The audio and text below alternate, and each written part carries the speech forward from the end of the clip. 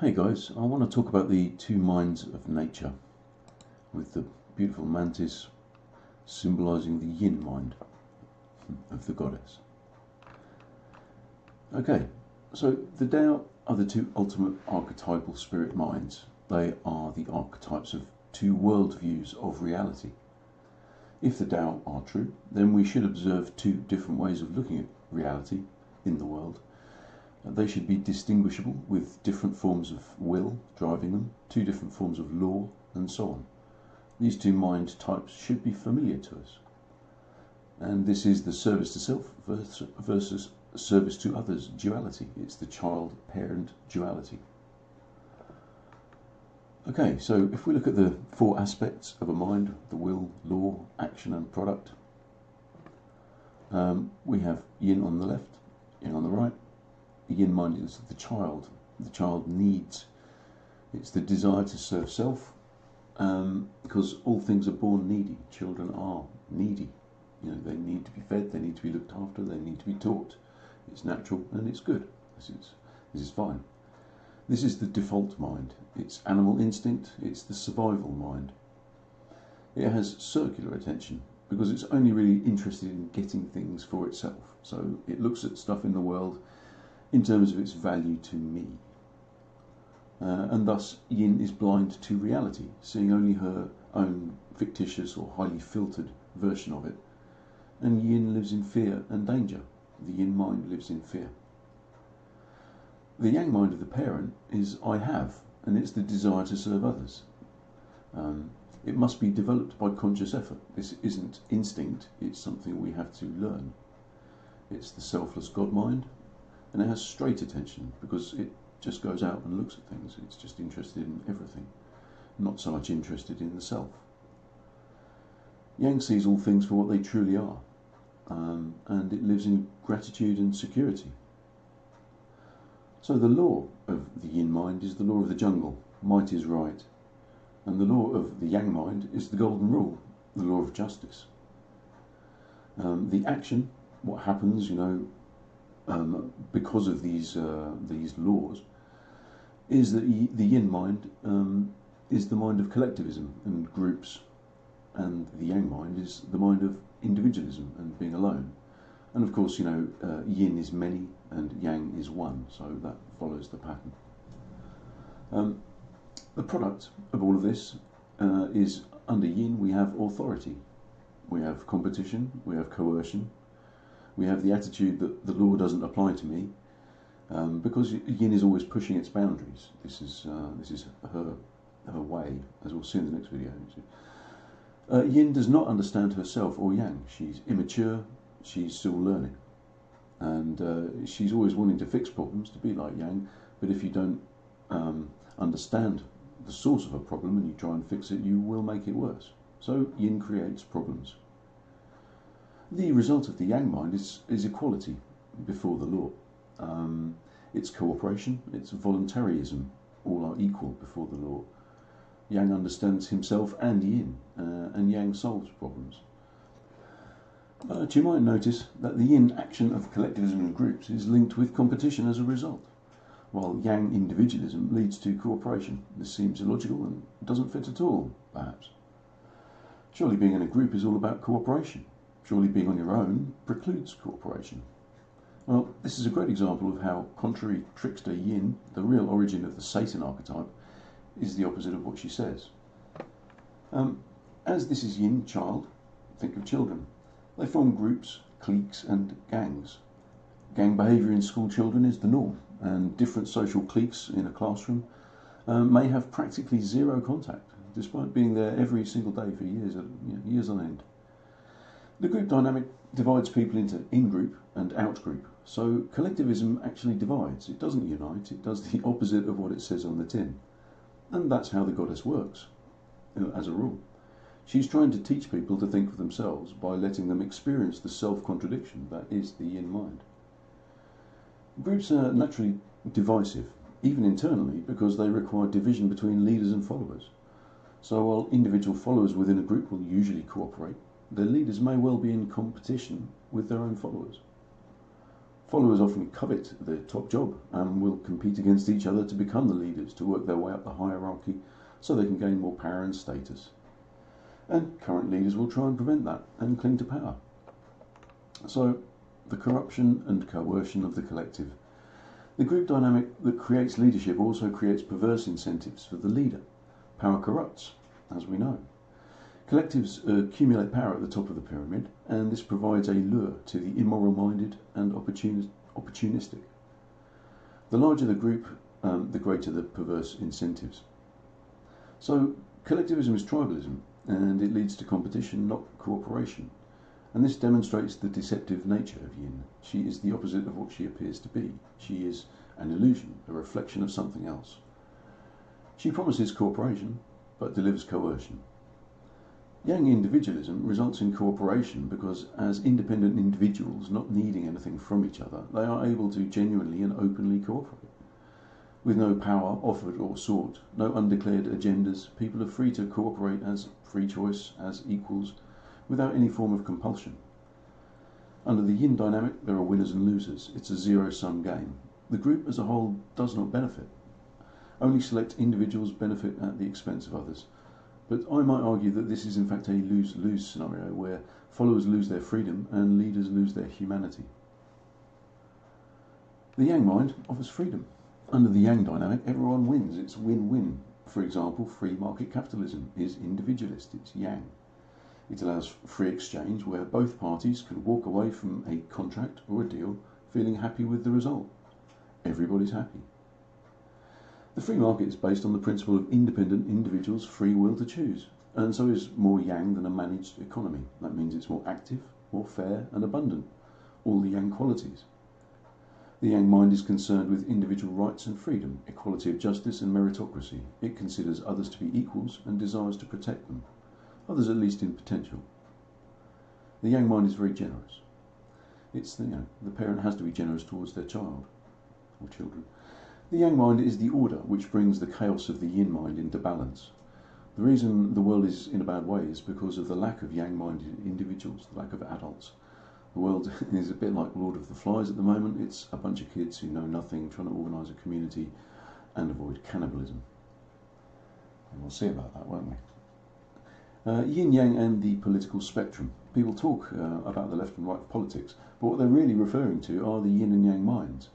These two worldviews are the bedrock of all politics, which is why understanding the Tao is so pertinent to reality, and it's not just of academic interest.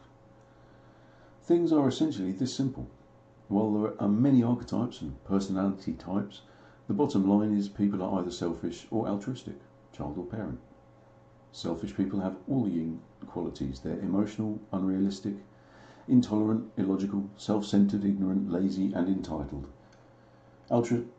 Altruistic people have all the Yang qualities. They're humble, realistic, tolerant, logical, good listeners, thoughtful, diligent workers. You can see this dynamic in action in the politics of the USA, where the left is currently demanding open borders and reparations, pretending to have compassion for the poor, but really just using them as pawns in a power game, i.e. the opposite of what it says on the tin. I'll do a post specifically on this topic sometime because it's an important one. Political spectrum, people talk about this endlessly and there's very little clarity because of the lack of the Tao in the Western philosophy. So, the minds of the four elements. Another way of looking at it is as follows. A note that element means God mind, el-ment. Each of the four has a mind of its own with its own character. The Yin and Yang minds are made up of three each. They have two elements in common and two unique ones. So if we look at the four elements, we've got the Yin mind there, and we can see that there are no Yin parts, no Yin genes in the chromosomes of fire. So Yin doesn't have fire, whereas obviously Yang does, but Yang doesn't have earth because there are no Yang parts in its chromosome. So no part of earth is Yang, so the Yang mind lacks solidity and it can lack commitment. At the top, so no part of fire is Yin, so the Yin mind does not have fire or will. It's directionless. We all have law, but law is the centre of the Yang mind, it is its focus. The air mind handles plans and designs. It's the intellect. So the intellect is the centre of the yang mind. That's its most important part, or it's its characteristic part. The yin mind, on the other hand, its centre is water, which is emotion, action. It's the centre of the yin mind. It's what it focuses on. It handles emotions, people, work and events, literal things. So the yang mind is more interested in concepts, possibilities in the future. And the yin mind is more interested in feelings, emotions, things that happened, and the past. The earth mind is concerned with physical reality, so it's the mind of the body. What's my environment? What do I need? Is it hot, cold? That sort of thing. It's fairly passive because it's reacting to the external world. It doesn't really do much processing, it just contains state information. So this is the survival mind, and it's concerned with physical survival. And the yin mind, lacking will, is actually driven by its survival. So this is a mirror. It mirrors around the heart principle in the centre. So earth is a mirror of fire. And so for yin, it naturally takes the place of fire. She is concerned about her physical body and her survival. So we see that Satan is supposed to have no will. He can't create anything. He works by deception. Saintly people are said to give up their care for survival, thus attempting to move fully into the yang mind, which lacks the animal aspect. There's plenty more that we could say about this, but we'll move on. So yin loves and hates yang. We should consider the dynamic between the two minds. What do they think of each other? The yang parent mind is forgiving and understanding. It's generous, grateful, etc. It understands the yin mind because it sees its immaturity and its nescience. That's without knowledge. Yang understands yin and forgives. Yin, on the other hand, is in two minds. That's the opposite. The mind of the child does not understand the parent. The child is proud and deluded in its own abilities. The child thinks it understands, even though it doesn't. Children naturally push their boundaries, attempting to understand the law. If you say no to a child, you have to mean it. It's natural and good for children to be inquisitive, cheeky and testing, because that's how they learn to be adults, and it's how you learn to be a proper selfless parent and express unconditional love. The yin mind loves being provided for by yang, but hates not being yang. Yang is one, yin is many, so yin is in a state of confusion and split personality and has two conflicting minds. Yin feels controlled and restrained, but needs the direction of yang and would be lost without it. Yin wants to be independent like yang, just as the child yearns to grow up, but lacks the ability and is impatient. Overconfident in abilities, yin feels unfairly held back from the high status she feels she deserves. Yin wants to be yang seems to be the archetype from which we get the story of Lucifer wanting to be God, or the Gnostic Sophia, and so on.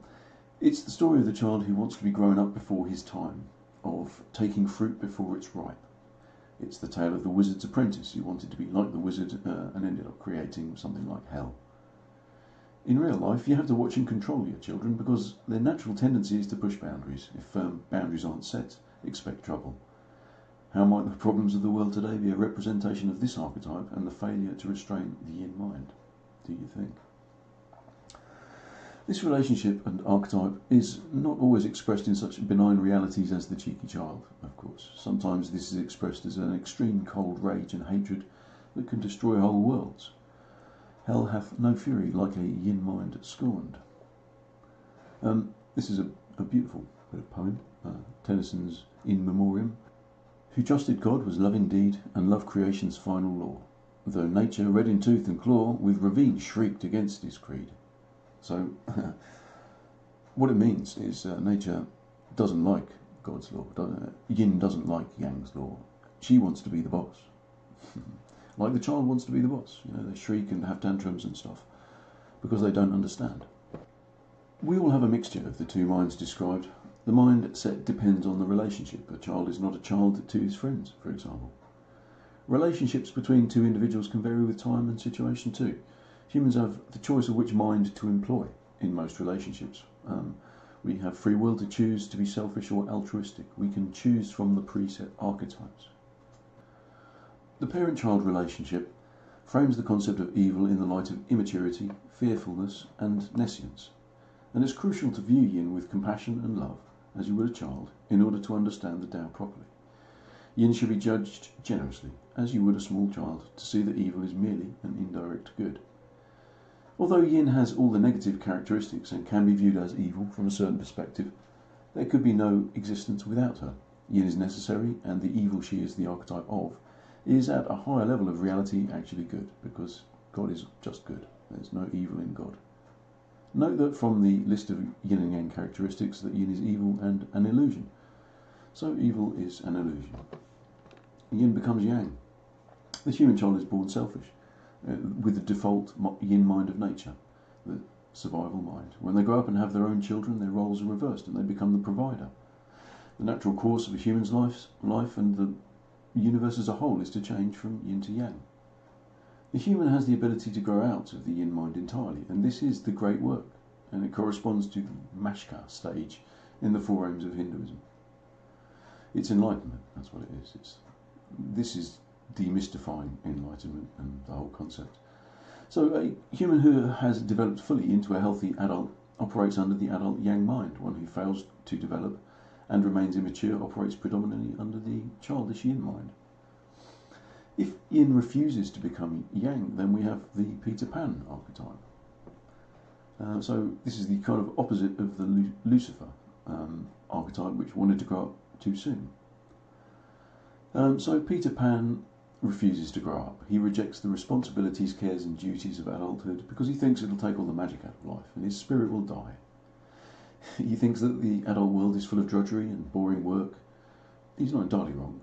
And so he clings to the fairy tale life of fiction, imagination and play because it makes him feel good. Thus, Peter Pan, like Lucifer, is going against the natural order of things and choosing to ignore God. In doing so, he ultimately would never take any responsibility, have or raise children, and would become an unfulfilled and lonely adult who still acts like a child. He'd miss out on the real magic in life, which is to have your own children. Instead of his life being a triumph, it's a failure and a tragedy. Peter Pan could be that lonely, childless alcoholic in his 50s who lurks in your local pub, tells crass and tasteless jokes, and is just painfully immature and unself-realised. There's plenty more that could be said about this subject. The archetypes play out in real life countless times in infinite different settings with different actors all reading from the same script. Living creatures bring the super reality of these archetypes into action by symbolising them in flesh. That's what we're doing. We are the actors on a stage spouting lines from scripts created by the gods themselves in plays that have been replayed 1 trillion times. All the world's a stage, eh? Okay, I hope you enjoyed that video. I hope it was okay, and thanks for watching. I'll catch you soon. Take care.